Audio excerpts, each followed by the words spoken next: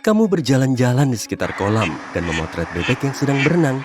Tiba-tiba, kamu menyadari baterai ponselmu lemah. Kamu menekan tombol di sisi ponsel dan ponsel pun mulai menggunakan udara untuk mengisi daya baterainya.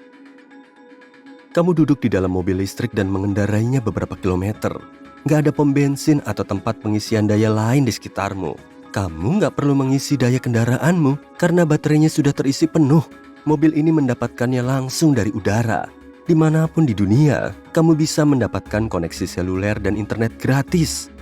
Kamu sudah lama melupakan kabel, stop kontak, dan konektor USB. Semua perangkat ditenagai oleh listrik yang diambil dari udara tanpa membahayakan tubuhmu. Ada menara besar di setiap kota. Menara-menara ini menghasilkan arus listrik yang nggak terlihat. Energi ada di mana-mana dan jumlahnya nggak terbatas. Inilah yang ada dalam benak Nikola Tesla, seorang penemu cerdas saat bermimpi tentang dunia modern yang ideal. Dan pada awal abad ke-20, dia mencoba membangunnya.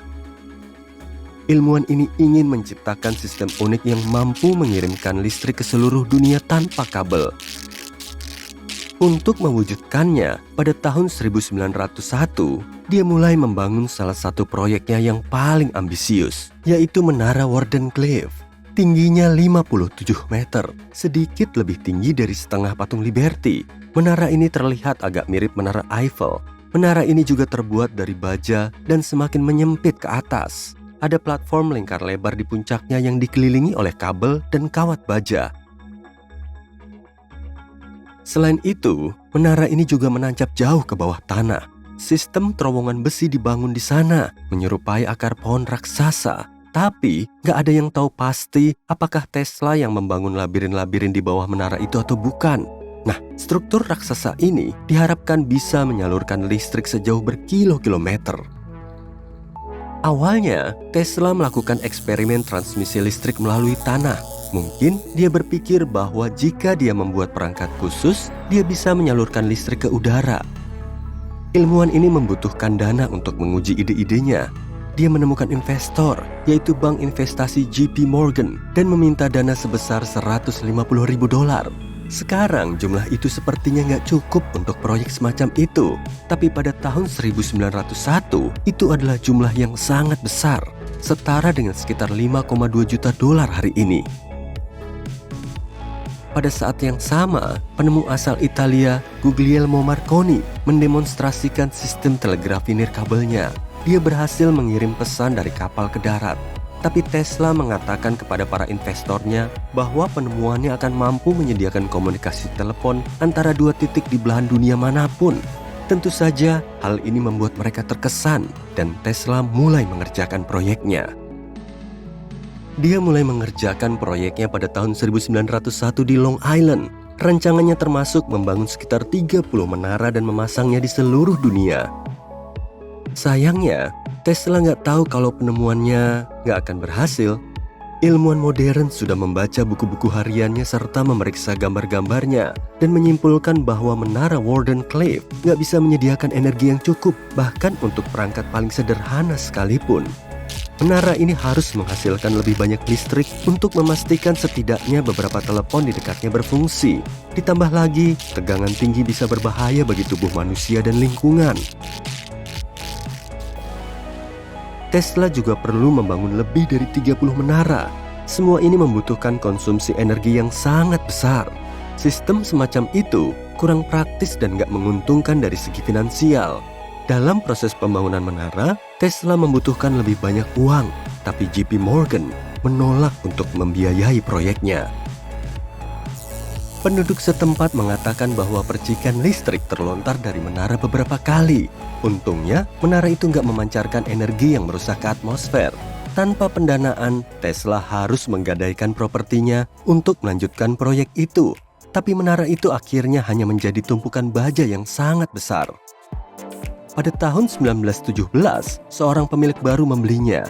Dia membongkarnya menjadi potongan-potongan kecil dan menjualnya sebagai barang rongsokan.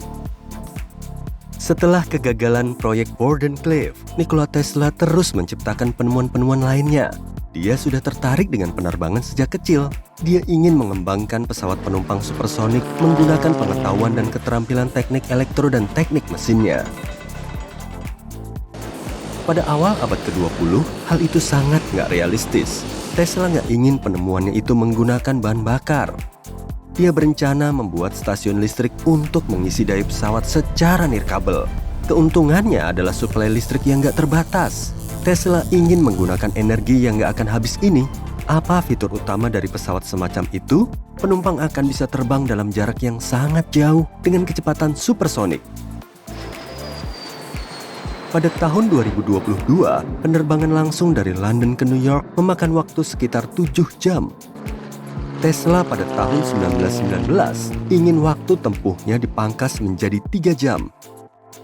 Dia mempublikasikan ide pesawat supersonik di majalah lokal. Sayangnya, idenya nggak lebih dari sekedar wacana. Salah satu penemuan Tesla yang paling aneh tapi mengesankan adalah mesin gempa bumi. Ilmuwan ini secara nggak sengaja menciptakan mekanisme yang menghasilkan getaran dan memicu gempa bumi yang kuat. Awalnya, Tesla membuat sebuah osilator mekanis bertenaga uap yang kompleks. Alat ini bergetar dan bergerak naik turun seperti palu untuk menghasilkan listrik. Pada tahun 1893, dia mematenkan perangkat ini dan mengujinya selama beberapa tahun, serta secara sistematis meningkatkan kekuatannya.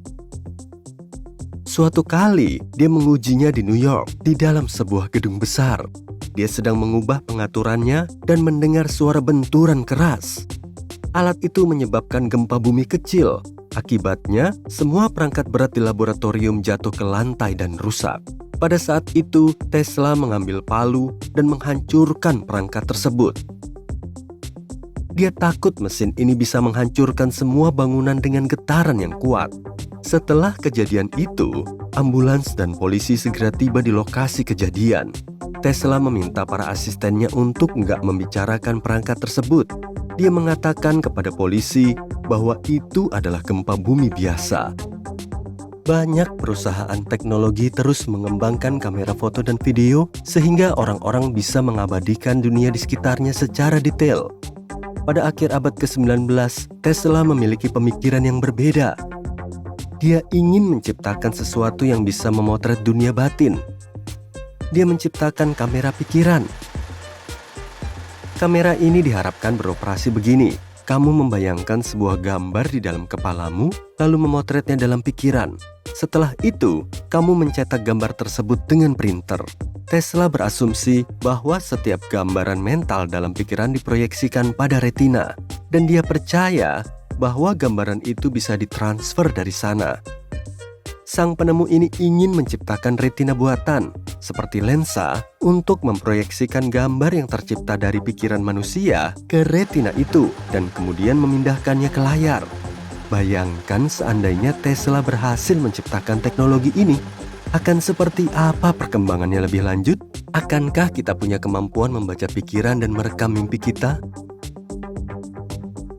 Sekarang, mari kita bahas tentang penemuan Nikola Tesla yang paling terkenal, yaitu kumparan Tesla. Kamu mungkin pernah melihat bola mengkilap yang mengirimkan muatan listrik ke segala arah. Kelihatannya cukup mengesankan, tapi pada kenyataannya, perangkat ini nggak begitu berguna. Di sisi lain, alat ini mengubah pemikiran orang-orang tentang listrik. Kumparan Tesla terdiri dari dua bagian, yaitu kumparan primer dan sekunder. Setiap bagian menyimpan energi listrik seperti baterai. Kumparan primer terhubung ke sumber listrik yang menyalurkan daya ke seluruh sistem. Muatannya sangat kuat hingga mampu menembus hambatan udara di ruang antara dua kumparan. Ini menciptakan medan magnet. Kemudian, medan magnet itu mengecil dan menghasilkan arus listrik pada kumparan kedua. Percikan api melintas di antara kumparan. Percikan ini bergerak dari satu kumparan ke kumparan lainnya dengan kecepatan beberapa ratus kali per detik. Energi ini mengisi kumparan kedua yang menghasilkan listrik dalam bentuk kilatan yang indah, mirip dengan sambaran petir. Saat Tesla pertama kali menunjukkan mesin ini kepada orang-orang, semua terkejut. Bagi mereka, ini merupakan sebuah keajaiban. Bahkan sekarang, kumparan Tesla masih terlihat sangat mengesankan. Penemuan ini nggak hanya membantu membuat terobosan teknologi, tapi juga memberi pengaruh terhadap budaya. Banyak sutradara yang menggunakan gambaran kumparan Tesla dalam film fiksi ilmiah. Masyarakat mulai menggunakan teknologi kumparan Tesla pada televisi, radio, dan peralatan listrik lainnya. Penemunya menunjukkan bahwa listrik bisa menjadi bahan serupa air, api, dan tanah.